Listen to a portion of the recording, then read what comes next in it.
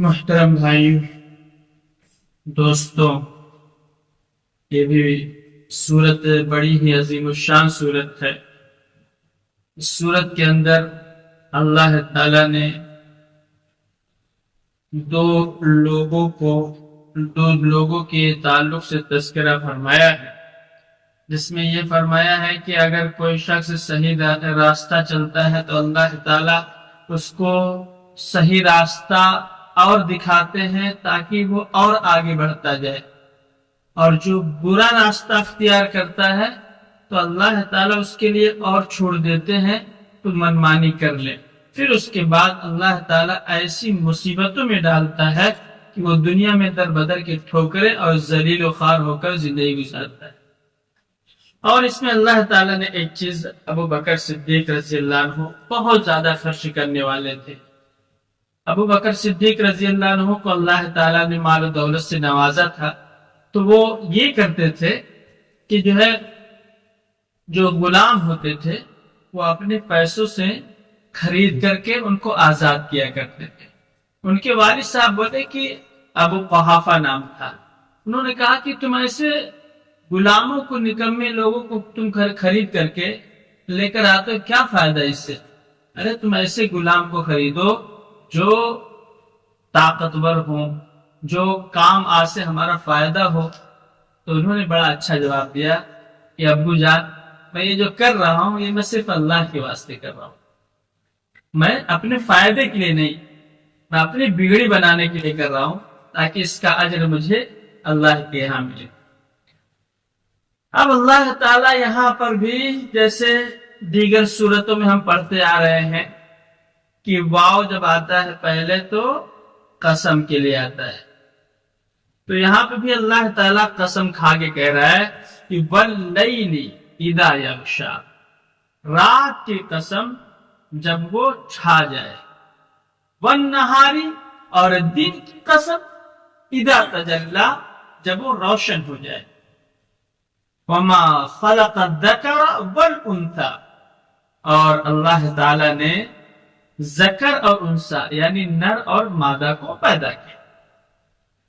اب دیکھیے، رات جب آتی ہے تو دن بھاگ جاتا ہے، اور جب دن آتا ہے تو رات اپنی پھر کے بھاگ جاتی ہے۔ اسی طریقے سے اللہ تعالیٰ نے نر اور مادہ کو پیدا کیا۔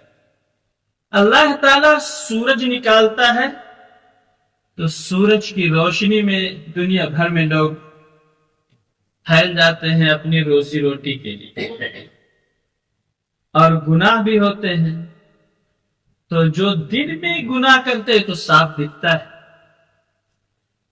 ایسے ہی اللہ تعالیٰ رات میں ایک اور سورج چمکاتا ہے، چاند چمکتا ہے۔ جیسے سورج کی روشنی سے دن میں انسان کام کرتا ہے، ایسے ہی اللہ تعالیٰ رات میں بھی بہت ساری سمندر کے اندر کشتیاں چلتی ہیں، بڑے بڑے جہاز چلتے ہیں، نہ جانے کہاں کہاں کتنے دور دور تک سفر کرتے ہیں۔ تو اب تو لائٹ کا انتظام ہو گیا ہے، لیکن پہلے کے زمانے میں لوگ جو ہے اسی چاند کی روشنی اور ستاروں کی روشنی سے اپنے منزل مقصود تک پہنچتے تھے۔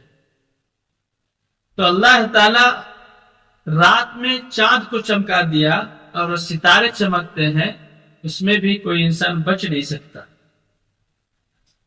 تو اللہ تعالیٰ یہاں پہ جیسے چاند اور سورج، رات اور دن بالکل الگ ہیں، اسی طریقے سے نر اور مادہ، مرد عورت، ہر چیز الگ الگ ہے۔ تو ایسی ہی نیکیاں اور برائیاں بھی برابر نہیں ہو سکتی۔ اللہ تعالیٰ کتنا اچھا سمجھا رہا ہے کہ جیسے تاریکی اور اجالا، یا یوں سمجھیے کہ آگ اور پانی جیسے برابر نہیں ہو سکتے، ایسے ہی اللہ تعالیٰ بول رہے ہیں کہ ان سعیکم لشتی، کہ جس طریقے سے یہ تمام چیزیں ایک دوسرے سے مل نہیں سکتی، برابر نہیں ہو سکتی، ایسے ہی تمہاری محنت، تمہاری کوشش، تمہاری سوچ جتنے بھی انسان ہیں سب کی ایک جیسی نہیں ہوتی، تمہارے کام بھی الگ الگ ہیں. تو اللہ تعالیٰ وہی کہہ رہے کہ ایسے ہی تمہارے جیسے کام الگ الگ ہیں، تمہاری سوچ الگ ہے. کوئی اچھا سوچ رہا ہے، کوئی برا سوچ رہا ہے، کوئی اچھا عمل کر رہا ہے، کوئی برا کر رہا ہے، کوئی نیکی کر رہا ہے تو کوئی برائی کر رہا ہے. تو ایسے سب کے الگ الگ ہیں اور یہ کبھی برابر نہیں ہو سکتے. اب اللہ تعالیٰ یہاں پر فرماتے ہیں کہ جو شخص جس کو اللہ تعالیٰ نے نوازا ہے مال سے، دولت سے، عزت سے، شہرت سے، اگر وہ شخص اپنے مال میں سے خرچ کرتا ہے راہ خدا میں، سب سے پہلی بات راہ خدا میں خرچ کرتا ہے نیت درست ہو. سب سے پہلے تو مسلمان ہونا شرط ہے. دوسرے کی جو خرچ کر رہا ہے وہ حلال ہو، غریبوں میں خرچ کرتا ہو، بچ بچ کے خرچ کرتا ہو. تیسری چیز یہ ہے کہ وہ آخرت کے دن پر ایمان رکھتا ہو. تو ایسے شخص جو ہے صدیقین میں لکھا جائے گا، ایسا شخص سچوں میں لکھا جائے گا.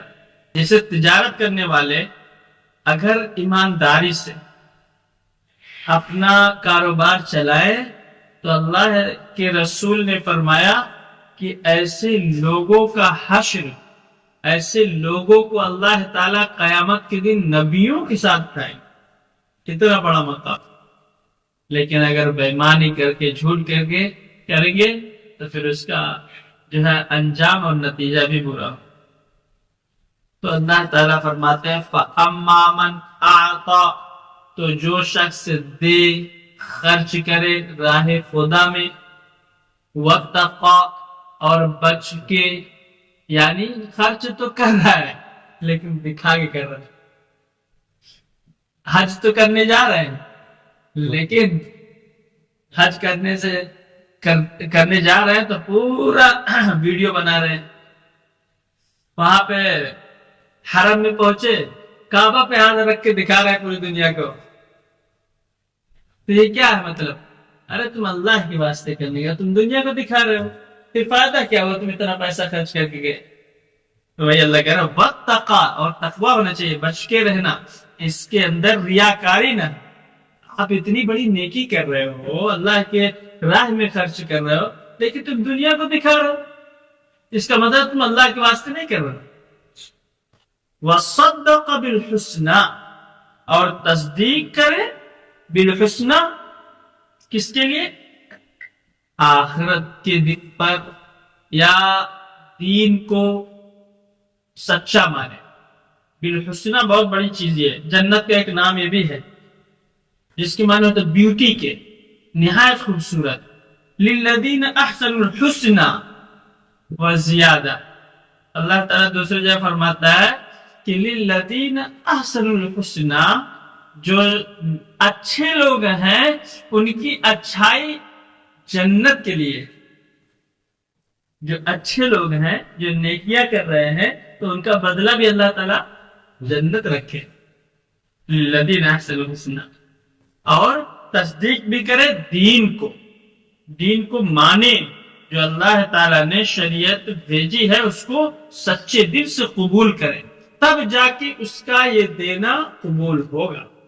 اور اللہ تعالیٰ قبول کرنے کے بعد کیا کرے گا؟ کہتا ہے اللہ تعالیٰ فَسَنُيَسِّرُهُ لِلْيُسْرَىٰ، پھر ہم اس کے لیے اور آسان کر دیں گے خرچ کرنا، اور ایسے راستے ہم نکال دیں گے اس کے لیے آسانی ہو خرچ کرنا.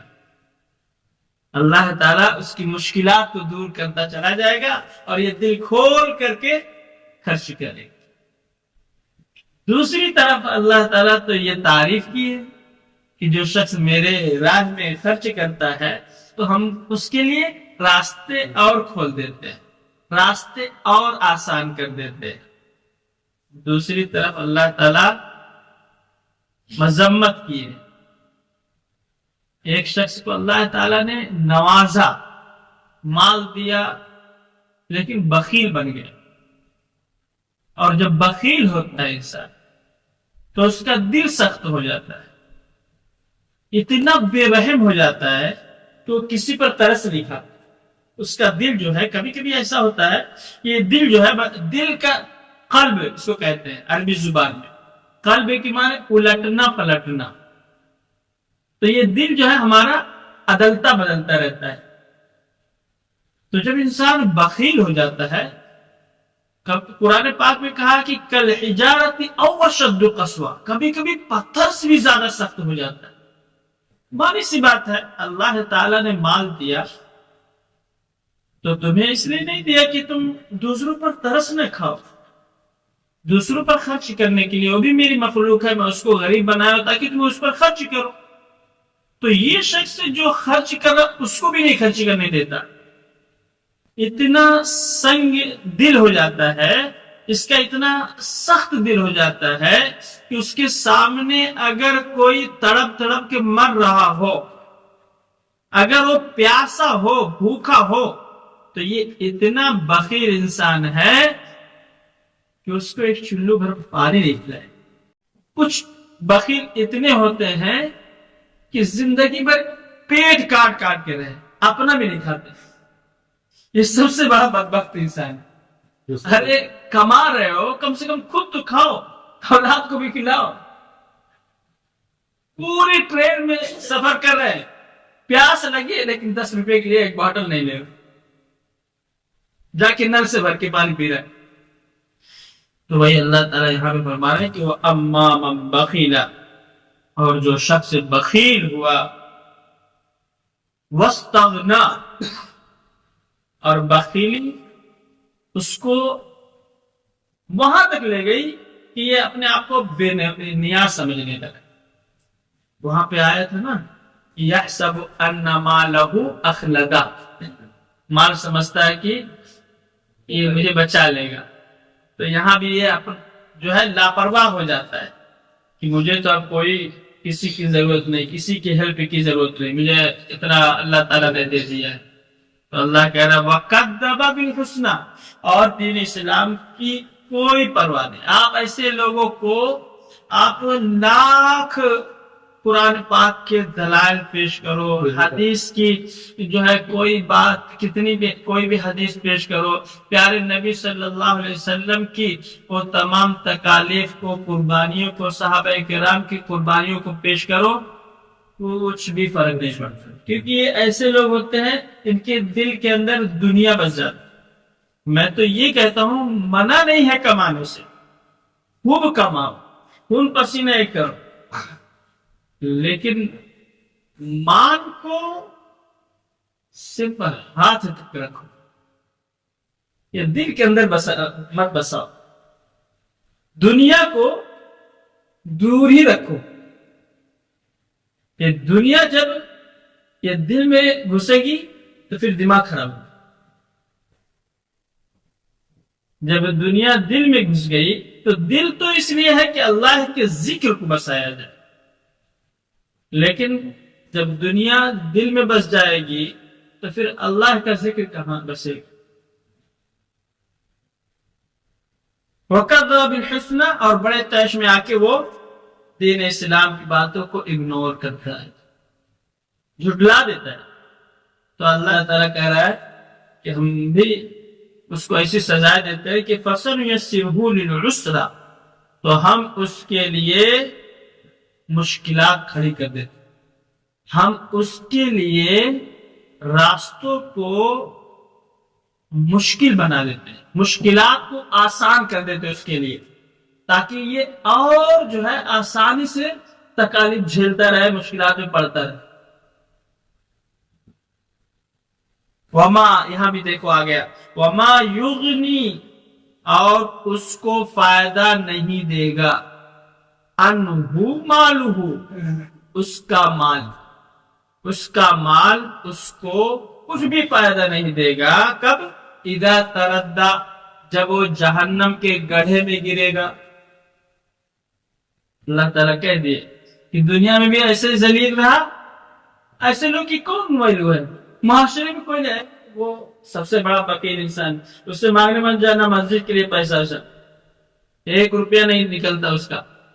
دنیا میں انسان جانتا ہے ایسے شخص کو. کبھی کبھی ایسے غریب بھی ملتے ہیں، اتنے دریا دل ہوتے ہیں وہ لوگ، پیسہ نہیں ہے لیکن دل بہت بڑا ہوتا ہے.